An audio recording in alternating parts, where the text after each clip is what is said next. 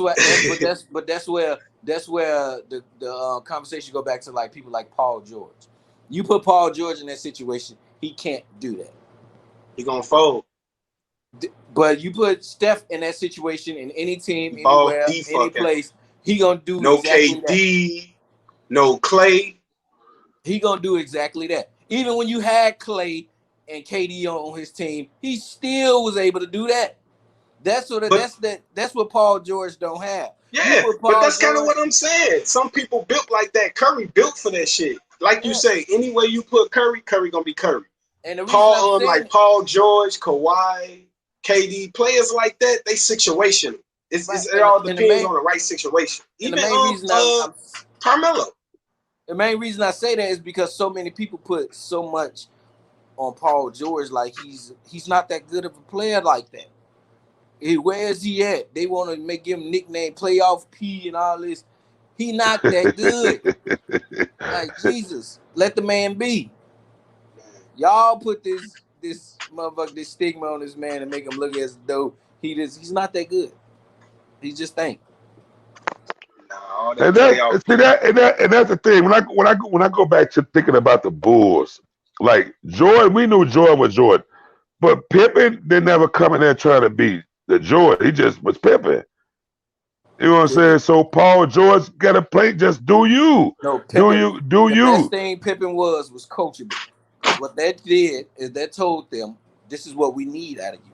This is what we need to win a championship. We don't need you to go out here and ball out. We need you to motherfucking stick some defense, some timely threes, and my point I'm trying to make is that's what George need to be doing, like a Pippen. Just don't keep trying to be like you, the superstar. Just do your game and just play, and then they'll be okay. But if you try to compete, Paul George does do that. It's us that put it's mainly us that put that out there. That like where he at? He's supposed to be. I agree with you, bro. Yeah. I don't like. Yeah. Now, don't get me wrong. Paul George was a good player. He was a beast. I feel like at one point he was a superstar. I'm gonna say even after the injury. That was like one season, D. Nah, but look, one season. I feel like he kind of got look further along the way. He got lost in the sauce and he got exposed what kind of player he really was. In Indiana, it was no high expectations for them. You know, him making the playoffs was good, but you know when he got on other teams and linked with other players and he established these names, he had to live up to it. All that playoff P shit, all that PG-13 shit, all that shit, they like, hold the fuck on. That's because that was that one. That was that right. That was that one season in Indiana. Who was just happy with making the playoffs.